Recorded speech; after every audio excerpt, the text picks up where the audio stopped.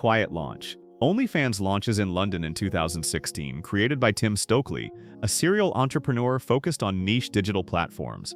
His idea is simple but ambitious: a direct subscription service where creators can charge fans for access to exclusive posts, messages, or videos. The parent company, Phoenix International, backs the project, aiming to capture revenue from a growing creator economy still dominated by ad-driven models like YouTube and Instagram. Unlike free platforms, OnlyFans promotes itself as a paid alternative that allows fitness trainers, lifestyle coaches, and even amateur chefs to monetize their expertise. In the first 2 years, growth is limited, as the platform attracts mainly small communities searching for closer fan engagement, rather than mass audiences. Creators experiment with cooking tutorials, personalized workout plans, and behind-the-scenes lifestyle updates, but the model struggles to break beyond niche markets. Stokely brands the site as a hybrid of Patreon and social media, promising patronage meets social media in his own words. But without a breakthrough use case, adoption remains slow. Pandemic boom. In early 2020, global lockdowns trigger one of the fastest growth surges in OnlyFans history. Traffic across the platform spikes 75% between March and April, driven by people stuck at home searching for both entertainment and income. Creator numbers expand at unprecedented speed, growing from several hundred thousand in 2019 to over 1 million by the end of 2020. Meanwhile, users climb even faster, with total registered accounts swelling to roughly 85 million before 2020 closes. This wave of adoption generates massive cash flows almost overnight. By late 2020, monthly payouts to creators exceed $200 million, compared to relatively modest sums just a year earlier. The rising unemployment normalizes the platform as a legitimate financial lifeline. Media outlets start labeling OnlyFans the pandemic success story, which helps fuel further signups, but also hardens its image as a company reliant on extraordinary circumstances. With explosive numbers now locked in, the question shifts to what kind of content is driving most of this activity. By 2019, the direction of OnlyFans is no longer ambiguous. Adult content begins to dominate subscriptions, with the majority of growth tied directly to explicit material. Unlike its early experiments with fitness and cooking tutorials, the platform now becomes the preferred marketplace for creators openly selling sexual content to paying fans.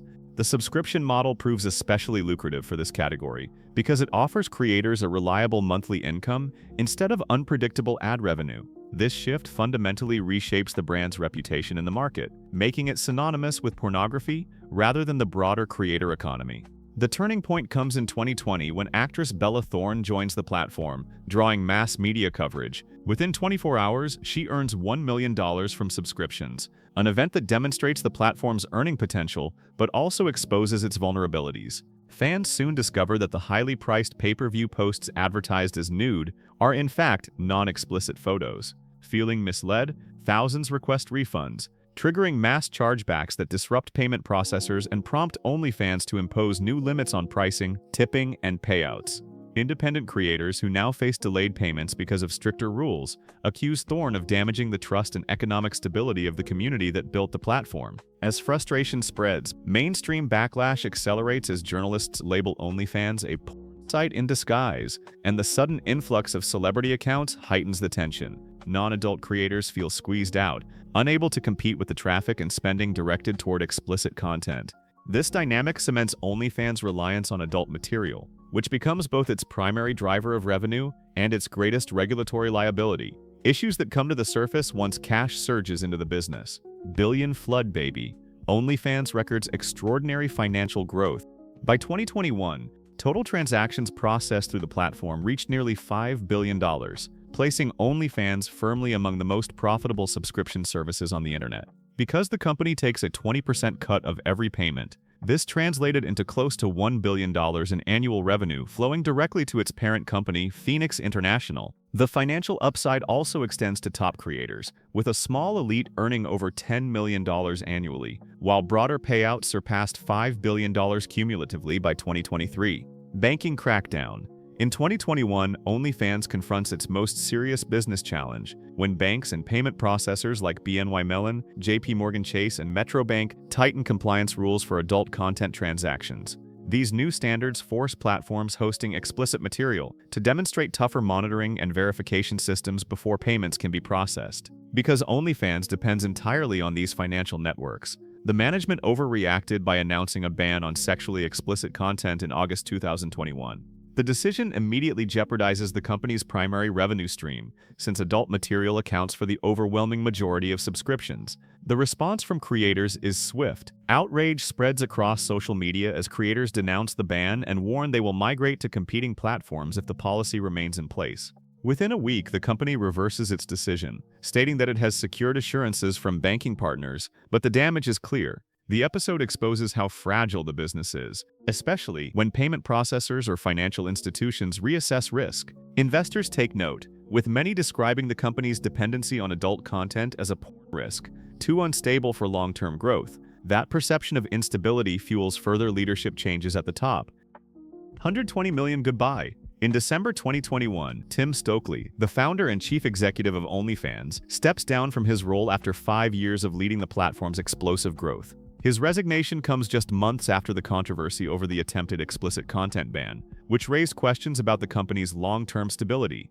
Stokely frames the decision as making way for younger leadership, though he departs with an estimated personal fortune of $120 million from his stake in the company. Amy Gann, the company's former chief marketing and communications officer, replaces Stokely as chief executive, becoming the public face of the platform at a critical juncture. Supporters present the leadership transition as a modernization step, but critics interpret it as an effort to shield the company from further scrutiny after a tumultuous year. Gann inherits the challenge of preserving billions in creator payouts, while addressing ongoing regulatory and reputational risks. With strategy unclear and leadership untested, the shift raises doubts about OnlyFans' ability to maintain momentum. That uncertainty only sharpens when closer attention is paid to the conditions facing the majority of its creators, where income distribution and workload reveal a very different reality.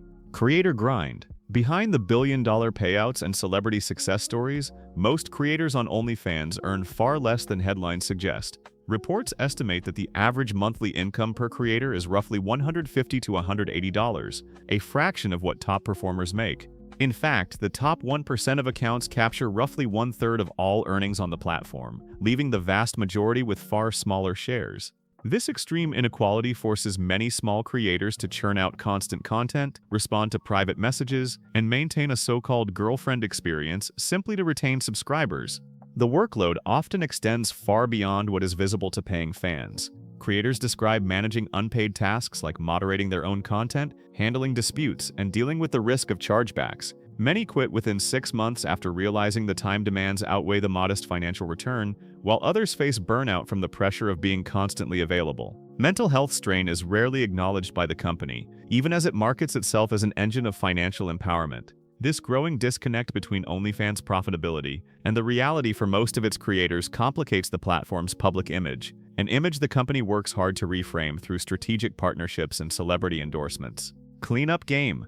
OnlyFans invests heavily in rebranding itself as a mainstream platform, even as the bulk of its revenue continues to come from explicit content. Corporate communications highlight partnerships with music artists and fashion brands, positioning the site as a leader in the broader creator economy. High-profile figures such as Cardi B use the platform to promote behind-the-scenes content, carefully avoiding nudity to emphasize that it is not exclusively an adult site, aligning it more with Patreon than Pornhub. Despite these efforts, media coverage consistently frames OnlyFans as a pornography-driven business, and on social media, OnlyFans also suffers from a poor reputation due to the almost aggressive way many creators try to attract new subscribers for explicit content. To amplify visibility, many creators partner with marketing agencies that operate multiple accounts across Instagram, X, and TikTok. These firms often automate follower growth and direct message outreach, generating networks of near-identical profiles that funnel users towards subscription links. But those same agencies don't just grow the audience, they often become the creator, taking over private messages, flirting and upselling content to fans who believe they're talking to the real person.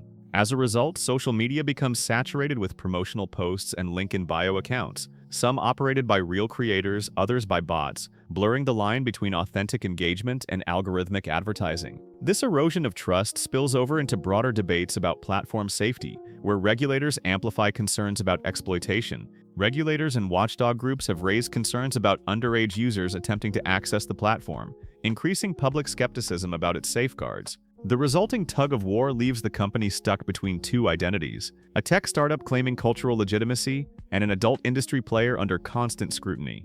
This unresolved tension complicates investor interest and raises questions about long-term viability.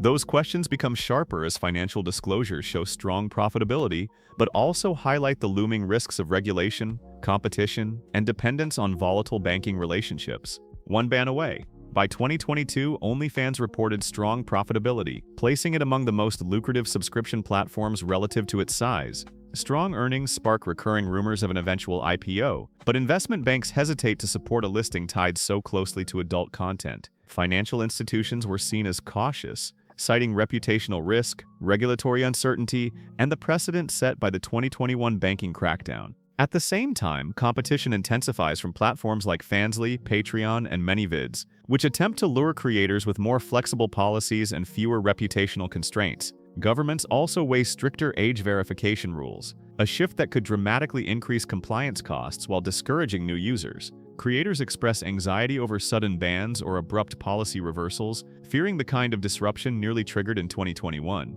That sense of instability hangs over the platform, even during its peak profitability. The question remains whether OnlyFans can evolve into a sustainable long-term business, or whether its dependence on adult content leaves it perpetually one policy change away from collapse. So what do you think about the rise and the risks of OnlyFans? Do you use OnlyFans yourself? If you liked this video, hit that like button and subscribe for more awesome content. See you guys.